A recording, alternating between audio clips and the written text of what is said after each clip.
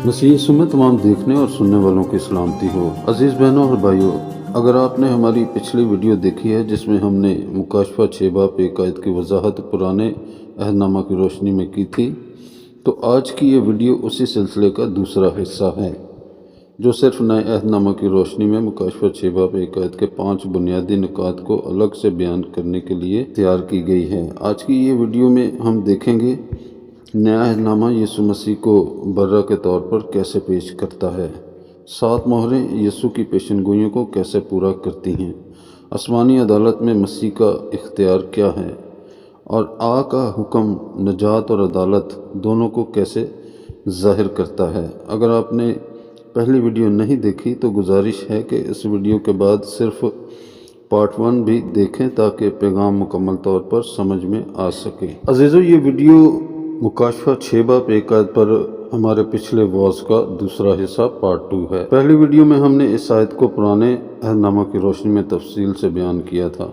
और आज की इस वीडियो में हम मुकाशफा 6 बाब 1 आयत के 5 अहम नुकात को अलग और वाज़ह अंदाज में पेश कर रहे हैं नए अहदनामा की रोशनी में, जिनमें शामिल है यीशु मसीह बतौर खुदा का बर्रा, 7 मोहरें और मत्ती 24 बाब की पेशनगोइयाँ, 4 जानदार और आसमानी अदालत, गरज की आवाज़ और खुदा का इख्तियार, आ का हुक्म नजात या अदालत। ये पैगाम हमें याद दिलाता है कि यीशु मसीह सिर्फ नजात दहिंदा ही नहीं बल्कि तारीख़, अदालत और आखिरी ज़माने का हाकम भी है। अगर आपने अभी तक पहला हिस्सा पार्ट 1 नहीं देखा तो बराए करम पहली वो वीडियो ज़रूर देखें ताकि इस तालीम को मुकम्मल और मुतवाज़न तौर पर आप समझ सकें। अजीज़ों, अगर ये पैगाम आपके लिए बरकत का सबब बने तो वीडियो को लाइक करें, चैनल को सब्सक्राइब करें और दूसरों के साथ शेयर करें और खुदा के कलाम को दुनिया तक फैलाने के लिए अपना किरदार अदा करें। खुदावंद आप सबको बरकत दे, आमीन।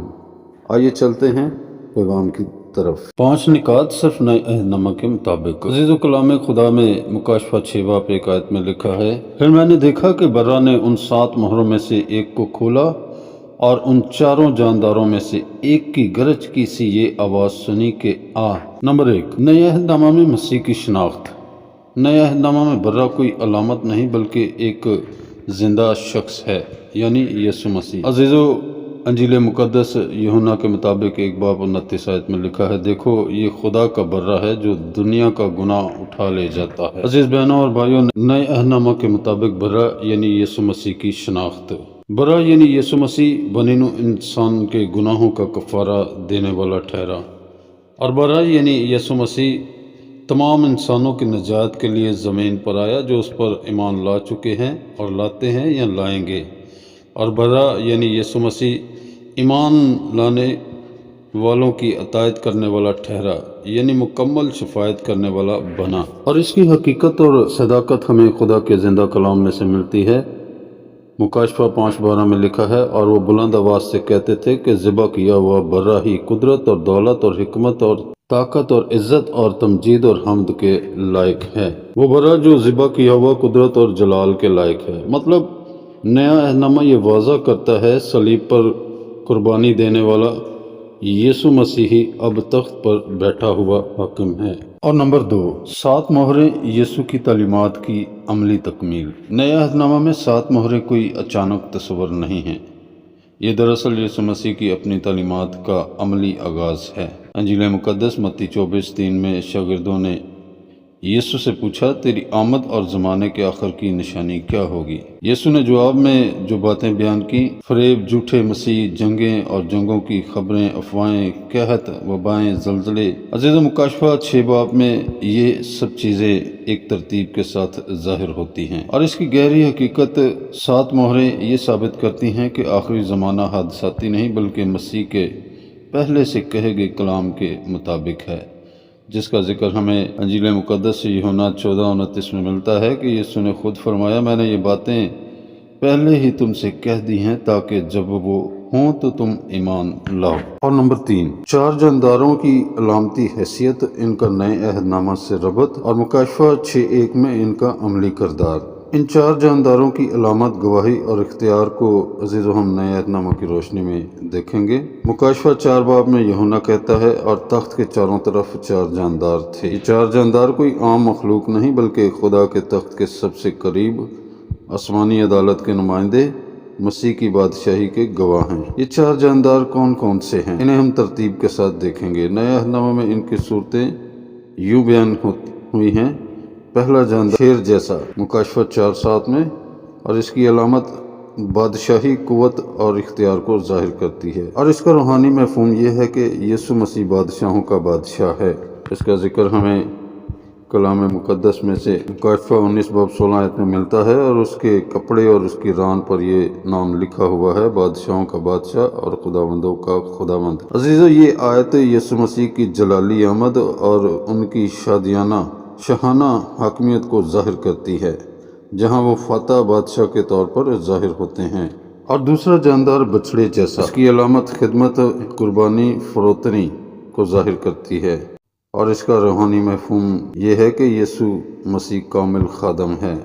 اس کا ذکر ہمیں انجیل مقدس مرکز 10:45 میں ملتا ہے: ابن آدم خدمت لینے نہیں بلکہ خدمت کرنے آیا ہے۔ اور تیسرا جاندار انسان جیسا چہرہ، اس کی علامت یہ ظاہر کرتی ہے کہ انسانیت، ہمدردی اور سمجھ بوجھ، اور اس کا روحانی مفہوم یہ ہے کہ یسوع مسیح کامل انسان بھی تھے۔ اس کا ذکر ہمیں خدا کے کلام میں عبرانیوں 4:15 میں ملتا ہے: وہ ہماری کمزوریوں میں شریک ہوا۔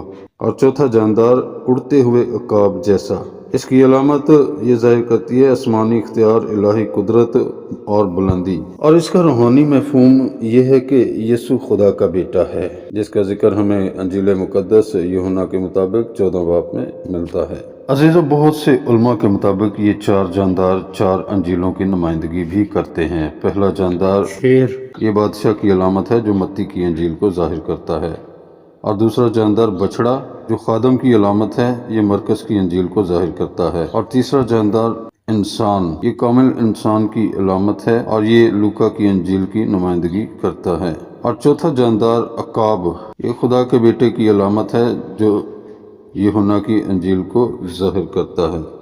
مطلب جس مسیح کی گواہی انجیلیں دیتی ہیں، وہی مسیح اب تخت پر عدالت کر رہا ہے۔ مکاشفہ 6:1 میں 4 جانداروں کا کردار، چاروں جانداروں میں سے ایک کی گرج کی سی آواز، یہ بہت اہم ہے۔ برا مہر کھولتا ہے، جاندار آواز دیتا ہے، واقعات حرکت میں آتے ہیں۔ عزیزو، یہاں ہم دیکھتے ہیں کہ برے کے پاس مہرے کھولنے کا اختیار ہے، اور چاروں جاندار اپنا اپنا کردار نبھا رہے ہیں، اور زمین پر ویسا ہی عمل ہوتا ہوا نظر آتا ہے۔ اس سے یہ واضح ہوتا ہے آسمان میں بغیر حکم کچھ نہیں ہوتا، اور انجیل مقدس یوحنا 5:22 میں لکھا ہے: باپ نے ساری عدالت بیٹے کے سپرد کر دی۔ اور اس کا روحانی پیغام یہ ہے کہ یہ 4 جاندار ہمیں یاد دلاتے ہیں مسیح بادشاہ بھی ہے، خادم بھی ہے، انسان بھی اور خدا بھی، اور مکمل مسیح۔ عزیزو، یسوع مسیح تاریخ کو کھولنے کا پورا اختیار رکھتا ہے۔ اور نمبر 4، خدا کی آواز، خدا کی فیصلہ کن مداخلت۔ عزیزو، نئے عہد نامہ میں گرج کی آواز خدا کی خاموشی نہیں بلکہ فیصلہ کن مداخلت کی علامت ہے۔ انجیل مقدس یوحنا 12 باب میں لکھا ہے: جب آسمان سے آواز آئی تو کچھ لوگوں نے کہا گرج ہوئی۔ یہ اس وقت ہوا جب یسوع مسیح صلیب کی بات کر رہا تھا، اور اس کا گہرا ربط ہمیں یوں ملتا ہے کہ صلیب پر بھی خدا بولا اور مکاشفہ میں بھی خدا بول رہا ہے، مگر مقصد مختلف ہے۔ صلیب پر خدا معافی کے لیے، انسانوں کی معافی کے لیے بولا، لیکن مکاشفہ 6:1 میں خدا انصاف کی آواز کے لیے بولا، اور اب فضل کی نہیں بلکہ عدالت کی گھڑی آ پہنچی ہے۔ عزیز بہنوں اور بھائیوں، گرج، اگر ہم اس الفاظ کی مزید گہرائی میں جائیں تو بائبل میں گرج اکثر خدا کی قدرت اور جلال کو ظاہر کرتی ہے۔ زبور 29 میں لکھا ہے: خداوند کی آواز پانیوں پر ہے، خداوند کی آواز جلال والی ہے، خداوند کی آواز قدرت والی ہے۔ یعنی گرج خدا کی کمزوری نہیں بلکہ اس کی بادشاہی قوت کا اعلان ہے۔ بائبل میں کئی جگہ خدا کی آواز کو گرج سے تشبیہ دی گئی ہے، جیسے ایوب 37 باب میں وہ اپنی آواز کی گرج سے گرجتا ہے، وہ بڑے کام کرتا ہے جنہیں ہم نہیں سمجھ سکتے۔ مطلب خدا کی آواز ہمیشہ ہماری عقل میں نہیں آتی، مگر وہ ہمیشہ حق اور قدرت سے بھری ہوتی ہے۔ اور گرج عزیزو خدا کی تنبیہ اور توجہ کو بھی ظاہر کرتی ہے۔ گرج انسان کو چونکا دیتی ہے، نیند توڑتی ہے، خاموشی ختم کرتی ہے، توجہ مانگتی ہے۔ اسی طرح خدا گرج کے ذریعے انسان کو جھنجھوڑتا ہے کہ سنو، میں بول رہا ہوں۔ عبرانیوں کے خط میں لکھا ہے 12 باب 26 آیت میں، اس کی آواز نے اس وقت زمین کو ہلا دیا۔ اور اگر ہم بائبل کے مطابق اس الفاظ کے پہلو کا جانیں تو مکاشفہ میں عزیز و 7 گرجیں تخت سے نکلتی آوازیں، مکاشفہ 10 باب 4 اور 3 آیت میں یہ ظاہر کرتا ہے کبھی گرج کبھی کبھی خدا کے فیصلوں کا اعلان ہوتی ہے، مگر ہر اعلان سب پر ظاہر نہیں کیا جاتا۔ عزیزو، ہمارے لیے اس الفاظ گرج میں سوال یہ پیدا ہوتا ہے، کیا ہم صرف گرج سنتے ہیں یا آواز پہچانتے ہیں؟ گرج بے ایمانوں کے لیے ڈر، ایمانداروں کے لیے پیغام، خادم کے لیے بلاہٹ کو ظاہر کرتی ہے۔ اور نمبر 5، یسوع کے اختیار کا فیصلہ کن لفظ۔ نئے عہد نامہ میں یسوع کا خاص لفظ ہے، لیکن اس کے 2 رخ ہیں۔ پہلا رخ فضل کا اس کا ذکر ہمیں متی 11 باب 28 آیت میں ملتا ہے۔ نمبر 1، فضل کا انجیل مقدس متی 11 باب 28 آیت میں یہ لکھا ہے، اے محنت اٹھانے والو، بوجھ سے دبے ہوئے لوگو، سب میرے پاس آؤ، میں تم کو آرام دوں گا۔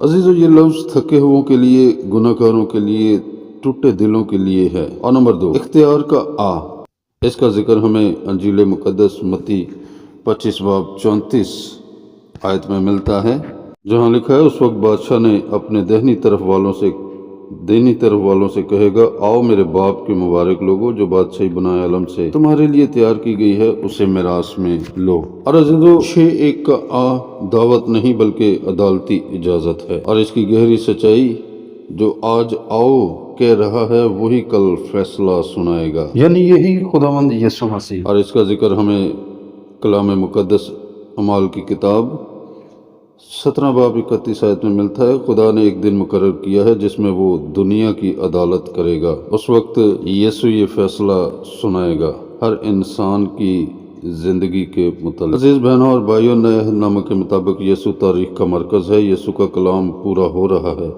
یسوع ہی اجازت دیتا ہے، یسوع ہی فیصلہ کرتا ہے۔ مکاشفہ 1:7 میں لکھا ہے، ہر آنکھ اسے دیکھے گی۔ عزیز بہنوں اور بھائیوں، یہ تعلیم ہمیں یاد دلاتی ہے کہ تاریخ بے قابو نہیں بلکہ برا کے ہاتھ میں ہے، یعنی یسوع مسیح کے۔